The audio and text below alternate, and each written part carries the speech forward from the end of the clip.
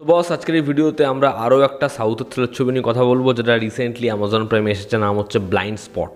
ছবিটা হিন্দি ডাবিংয়ের সাথে রয়েছে এবং ছবিতে 11 ছবিটা, যেটা নিয়ে রিসেন্টলি প্রচুর কথা হয়েছে, সেই ছবির যে প্রোটাগনিস্ট সে এখানে আবারও ইনভেস্টিগেটিং অফিসার। তো কেমন লাগলো এই ছবিটা? এই ছবিটা 90 মিনিটস থ্রিলার যেগুলো হয় ওরকমভাবেই বানানো, এবং ছবির ফার্স্ট হাফটা তো পুরো ওয়ান লোকেশন বেসড। তারপরে ছবিতে আরও টুইস্ট অ্যান্ড টার্ন আসে।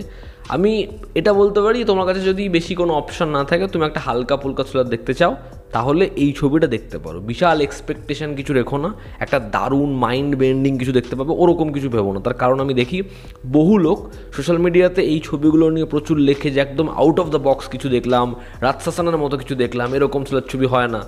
বাট 11 বা হচ্ছে এই ব্লাইন্ড স্পট, কোনো ছবি কিন্তু ওই লেভেলের থ্রিলার ছবি নয়, ঠিক আছে? তুমি দেখলে, একবার দেখলে ঠিক আছে, বাট যারা প্রো অডিয়েন্স, যারা প্রচুর থ্রিলার ছবি দেখে নিয়েছে, তাদের জন্য এটা ব্যাপকভাবে ওয়ার্ক করবে এমনটা একেবারেই নয়। ছবির গল্পটা আমি একটু করে বলছি। একটা বাড়ি যেখানে হাজব্যান্ড ওয়াইফের মধ্যে সমস্যা হচ্ছে এবং মেয়েটি ঘরে যাচ্ছে, তারপরে তার দেহ পাওয়া যাচ্ছে। এবার সে সুইসাইড করলো কেন? সে কি সত্যি সুইসাইড করেছে? এরপর ইনভেস্টিগেশন কোথায় যাচ্ছে এবং এর পিছনে কে রয়েছে? এর থেকে বেশি জানতে হলে অ্যামাজন প্রাইমে গিয়ে উইথ ইংলিশ সাবটাইটেল বা হিন্দি ডাবিংয়ের সাথে ছবিটা দেখতে পারো। ছবির পজিটিভ দিক, নেগেটিভ দিক, আমার কাছে ছবির জন্য কিছু পজিটিভ দিক রয়েছে, আবার বেশ কিছু নেগেটিভ দিক রয়েছে। প্রথম পজিটিভ দিক হচ্ছে ছবির ফার্স্ট হাফ, সেটা বেশ স্মার্ট, সেটা ভালো। এবার ছবিটার বাজেট খুব বেশি নয়। ফার্স্ট হাফে যেরকমভাবে ওয়ান লোকেশন বেসড হওয়ার জন্য যেরকমভাবে ন্যারেটিভটা এগোয়, সেখানে ছবির বাজেটটা বুঝতে দেওয়া হয় না, এবং ইনভেস্টিগেশনটা যে প্রপারলি হচ্ছে কি হচ্ছে না আমরা অত কিছু ভাবতে যাই না, যেহেতু একই লোকেশনের বিষয়টা এক রাতে, বৃষ্টির রাতে জিনিসটা চলছে, ফলে সেই ট্রিটমেন্টটা আমাদের ভালো লাগে। সেকেন্ড হচ্ছে, এখানে মোটামুটি সবারই পারফরমেন্স ওকে ওকে, কারো পারফরমেন্স এক্সট্রাঅর্ডিনারি নয়, আবার কারো পারফরমেন্স একদম রদ্দি জালি নয়। তবে এখানে প্রত্যেকটা ক্যারেক্টারকে আমাদের গ্রে শেডের মনে হয় একটা টাইমের পরে। ছবিটা না শুরুর দিকে 15 মিনিট করে করে এপিসোডিক ফরম্যাটে ডিজাইন করা। মানে প্রথম 15 মিনিটে গল্পটা একদিকে যাচ্ছে, তুমি ভাববে এ তো 15 মিনিটেই ছবি শেষ। তারপরে আবার 15 মিনিট, তোমার মনে হবে আচ্ছা এবার তাহলে শেষ।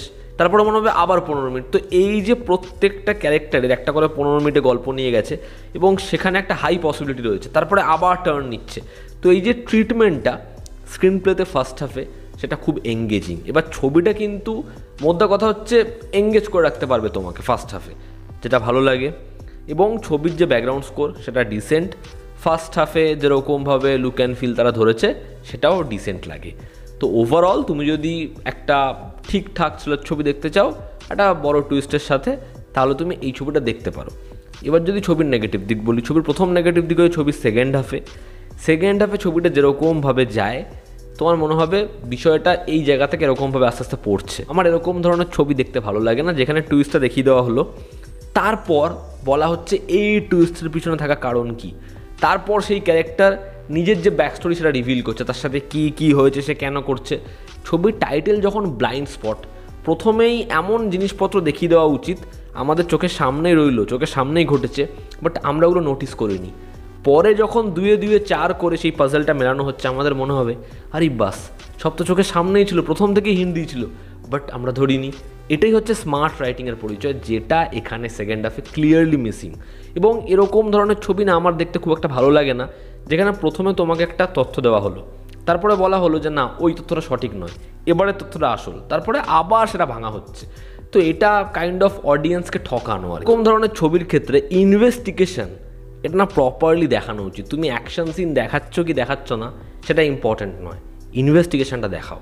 এখানে যেরকমভাবে ল্যাব, যেরকমভাবে পুলিশ অফিসার, যেরকমভাবে ইনভেস্টিগেশন টিম, কীরকমভাবে কাজ হচ্ছে, সেকেন্ড হাফে যখন ওই একটা ঘর থেকে বেরিয়ে সেটাকে ব্রড ওয়েতে পেশ করতে গেল, তুমি বুঝতে পারবে এই ছবিটা এবার তো বস বোঝা যাচ্ছে জোড়া তাপটি দিয়ে এই সিকোয়েন্সগুলো দেখাচ্ছে। সেখান থেকে আমার ওই লুক অ্যান্ড ফিলটায় খুব সমস্যা মনে হয়। এবং এই ছবিটার যে টুইস্টটা, সেটা অনেকের ক্ষেত্রে ওয়ার্ক করবে তারা যদি রিসেন্ট একটা থ্রিলার ছবি না দেখে থাকে। এবার যদি তুমি পরে দুটো ছবি দেখো, তোমার মনে হবে যে বস একই রকমের টুইস্ট, এবং সেটা করতে সে রাজিও হয়ে গেল। তো যেই জিনিসটা সেই কারণে আমার ওপর খুব একটা ওয়ার্ক করেনি। তো ওভারঅল তুমি যদি একবার এই থ্রিলার ছবিটা দেখতে চাও তাহলে দেখতে পারো। ছবিটা তোমাকে বোর বা নিরাশ একেবারে কখনোই করবে না। আর যারা থ্রিলার ছবি সবে সবে দেখা শুরু করেছো, তোমরা এনজয় করো। তো এই ছিল আজকের ভিডিও অ্যামাজন প্রাইমের লেটেস্ট রিলিজ ব্লাইন্ড স্পট নিয়ে। তোমরা যারা দেখেছো তোমাদের অপিনিয়ন জানিও, জনতা আমাদের পাশে আছে। আবার দেখা হচ্ছে, টেক কেয়ার।